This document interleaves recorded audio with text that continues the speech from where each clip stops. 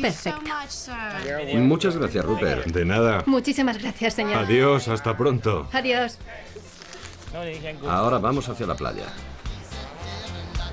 Cuando veían a los barcos aproximarse desde lo alto de las montañas, los cimarrones bajaban hasta Boston Beach para comerciar con los piratas. Intercambiaban su carne de jabalí por armas, como mosquetes y sables, además de otras provisiones de las que carecían, como sal y ropa.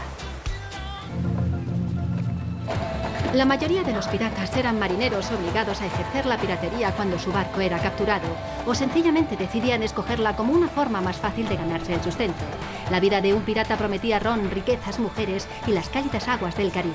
Y como dijo uno de ellos, es una vida breve pero feliz. ¿A qué dedicáis el día cuando os hacéis a la mar como piratas? Ser pirata significa no tener que trabajar para otro barco ni oír esa campana que te indica que tienes que ponerte a trabajar en esto o en lo otro. Esto es como una democracia. La razón por la que somos piratas no es la ambición de conseguir un botín, es porque nos sentimos libres. Los señores y gobernantes se sirven de la ley para mantener a los ricos y para dominarnos. Pero la ley que aquí impera la dictamos nosotros. Las leyes que nos damos, los artículos que aprobamos y el capitán al que servimos es lo que nos distingue de los esclavos y de los sinvergüenzas. Y si abordáis otro barco con éxito, os adueñáis de sus bienes y matáis a su tripulación, ¿qué les ocurre a los...? A veces los pasamos por la tabla, pero si vemos que a bordo hay gente que nos pueda ser útil, les obligamos a... Les dejamos que elijan entre trabajar para nosotros o saltar por la borda.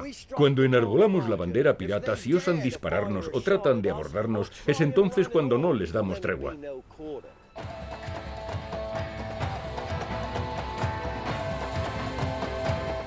Tenemos nuestras propias normas, es cierto, pero las normas implican también castigos. ¿Cómo? ¿Qué es esto? Oh, vamos. Acaba de infringir la ley. Sí. ¿Sabes lo que eso significa? La tabla. Aunque saltar de la tabla se ha convertido en el más famoso de los castigos piratas, en realidad apenas lo practicaban. Es un producto de Hollywood. El azotamiento, el abandono en una isla desierta o recibir un disparo eran las represalias más comunes. Otro bucanero cuyas correrías y saqueos se extendieron desde Virginia y las costas de Florida, pasando por el Mar Caribe hasta América Central, fue el pirata más famoso de todos los tiempos, Barba Negra. Operaba entre las dos Carolinas y aquí, en Nassau, Bahamas. Nassau era muy frecuentada por piratas por su puerto natural de aguas profundas con dos entradas. El peligroso extremo oriental tenía arrecifes y aguas poco profundas que solo los piratas sabían cómo atravesar con sus barcos de poco calado o balandros, ideales para poder escapar. Abandonadas en una colina al este de Fort Montague hay unas ruinas conocidas como la Torre de Barba Negra, supuestamente utilizada por el propio pirata durante el siglo XVII. Dominaba el acceso oriental al puerto de Nassau para controlar cualquier amenaza o, por supuesto, aprovechar cualquier oportunidad. Resulta extraño recordar todo esto ahora, pero responde a la verdad. Nací en Bristol, Inglaterra, y fui bautizado con el nombre de Edward Teach. Sin embargo, nunca llevé una auténtica vida cristiana. Tuve 14 mujeres y a todas las maté. También maté a mi primer oficial simplemente para mantener en vereda al resto de la tripulación. Me sentía inclinado a las mezclas explosivas, ya fueran de ron o de pólvora, y disfrutaba atemorizando a la gente. Incluso diseñé mi propia bandera, un esqueleto y un corazón sangrante. En un breve periodo de tiempo no solo me gané una terrible reputación por mi extrema crueldad, sino que también hice circular con éxito el rumor de que yo era la mismísima encarnación del diablo. Barba Negra disfrutó de solo 2 años de carrera como pirata, lo suficiente para convertirle en el filibustero más célebre de todos los tiempos. Murió en plena batalla frente a las costas de Carolina del Norte. Barba Negra recibió repetidos disparos y estocadas, pero continuó luchando hasta que finalmente fue decapitado por un teniente inglés, quien colgó su cabeza en la proa del barco a modo de trofeo de guerra. Su cuerpo fue arrojado por la borda, y la leyenda cuenta que su cadáver sin cabeza dio 3 vueltas al barco antes de hundirse.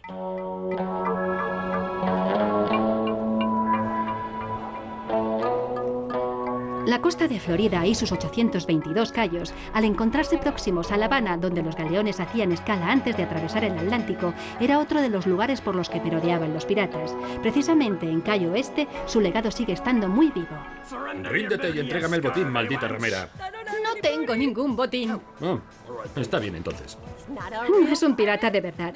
Nos encontramos en el Museo del Espíritu Pirata. Se creó en 2005 a iniciativa de un fanático de la piratería, Pat Croce. Lo empezó con su colección privada de auténticos objetos piratas que había ido coleccionando a lo largo de casi 20 años. Voy a poder ver un botín real. La hija de Pat, Kelly, me sirve de guía. Por las barbas de Neptuno que me raspen, mirad quién viene por aquí. Aquí está. Calico Jack. Con un aspecto bastante aterrador. Sí, ¿cómo has adivinado quién era? Cuando estuve en Jamaica, en Port Royal, me mostraron el lugar donde lo colgaron. Pero esto es demasiado realista. Él marca el declive de la edad de oro de la piratería, es decir, el principio del fin. Exacto. Durante su época de mayor esplendor, la mala reputación les precedió. Fue más adelante cuando alimentaron su propia leyenda. Gracias a las historias y leyendas que circulaban sobre ellos, apenas encontraban resistencia. En el caso de Barba Negra fue él mismo el que se labró su propio mito. ¿Todo pertenece al mito y a la leyenda entonces? Lo que todo el mundo dice de él es que era el más temible, cruel y despiadado pirata. Sin embargo, en los libros de historia no figura ninguna muerte a su cargo. Menuda contradicción. Exacto, eran sus mejores propagandistas. Apartaos de mi vista si no queréis perecer todos. ¿Te suena esto?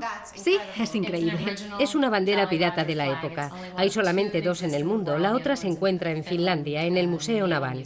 Está valorada en unos 20.000 euros y es la bandera pirata por antonomasia. Es decir, con la calavera y las dos tibias, aunque bastante primitiva. Pero da bastante miedo. Cierto. Y aquí está. Esto era lo que ellos perseguían. Es increíble, el cofre del tesoro. Es un auténtico cofre del tesoro pirata. Vaya. Es el único cofre en el mundo atribuido realmente a un pirata. Existen documentos auténticos que atestiguan sus diferentes propietarios a lo largo de los años. Es el ejemplo perfecto de lo que uno siempre desearía encontrar en el interior de un cofre. Es alucinante. Y ya que hablamos de tesoros, tenemos reales de plata de A8, que era la moneda de la época. Todas estas monedas fueron traídas desde Port Royal, Jamaica. Están valoradas en unos $7.000. ¡Madre mía! Por fin las veo. No paraba de oír reales de A8, reales de A8. Así eran las monedas. Así que estos son reales de A8. Sí, se podían dividir en 8 partes, de ahí su nombre. Entiendo. Y lo que tenemos aquí es oro. Ya. Este oro procede del barco de Barba Negra, la venganza de la reina Ana. Sé que solo son unas pepitas, pero al menos son reales. Son diminutas. Tenían que filtrar un montón de arena para encontrar una pizca de oro. Es una cantidad ínfima. Pero son auténticas, eso es lo que cuenta. Al final de esta calle, en el Museo Marítimo Mel Fisher, se conservan toneladas de tesoros recuperados de los naufragios ocurridos en estas aguas. Fijaos en esto. Es plata maciza. Pesa una barbaridad. Es uno de los 1000 lingotes de plata que, junto a otros 100 cofres del tesoro y 200.000 monedas del mismo metal, fueron rescatados de un galeón español naufragado llamado Nuestra Señora de Atocha. Se hundió frente a las costas de Florida en 1622 y transportaba un botín valorado en casi 300 millones de euros. Este me lo llevo a casa sin que se den cuenta. De los cientos de galeones cargados de tesoros que desaparecieron bajo las aguas en su regreso a España, la mayoría yacen frente a las costas de Florida. Estos barcos eran abordados o hundidos por los huracanes, como el San Pedro, naufragado también frente al litoral de Florida. He quedado con el arqueólogo marítimo Cory Malcolm, que ha accedido a llevarme al lugar donde se hundió el galeón San Pedro. El San Pedro era un galeón español que se hundió en 1733. Estamos en una zona de huracanes. Habían navegado a través de los cayos de Florida y creo que se percataron de que un huracán se les venía encima. Intentaron desviar el rumbo hacia La Habana, pero no lo consiguieron. La tormenta les alcanzó de lleno y destrozó 21 de los 22 barcos que navegaban por el área. Casi todos se hundieron en una franja de unos 50 kilómetros en la zona de arrecifes de Florida. ¿Cuál fue la cuantía de las pérdidas? El hundimiento de la flota les supuso perder 1 o 2 años de ingresos en el Nuevo Mundo. Transportaban cantidades ingentes de monedas de plata de México, porcelana de China que había cruzado el Pacífico, muchas especias, oro. Se trataba de una cantidad de riquezas que literalmente equivaldrían a la fortuna de un rey. ¿Qué es lo que vamos a poder ver? El agua parece un poco turbia. Lo está. Por desgracia, con tanto viento, las aguas están un poco revueltas, de modo que el agua no va a estar muy cristalina hoy. Pero podrás distinguir un cañón, un ancla O incluso un buen montón de piedras de lastre. Ya. Parecen un montón de escombros.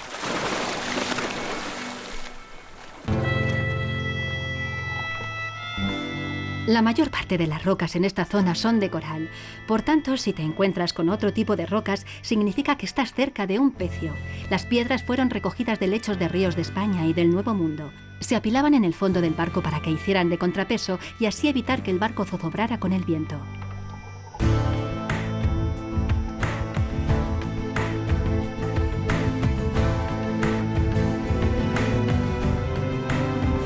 En la actualidad, quedan pocos restos de los cientos de galeones esparcidos a lo largo y ancho del lecho oceánico, hundidos tanto por los huracanes como por los piratas. Tesoros valorados en millones de euros se perdieron bajo las aguas y a día de hoy solo se ha podido encontrar y recuperar una pequeña parte. Ni siquiera el riesgo de huracanes fue capaz de disuadir a los piratas. Sus ataques en el Caribe se hicieron tan frecuentes y resultaban tan perjudiciales para el comercio que se levantó una gran campaña en su contra. En un corto espacio de tiempo, los jefes piratas se vieron obligados a escapar y ocultarse o perecieron. Hacia 1730, la edad de oro de la piratería tocó a su fin.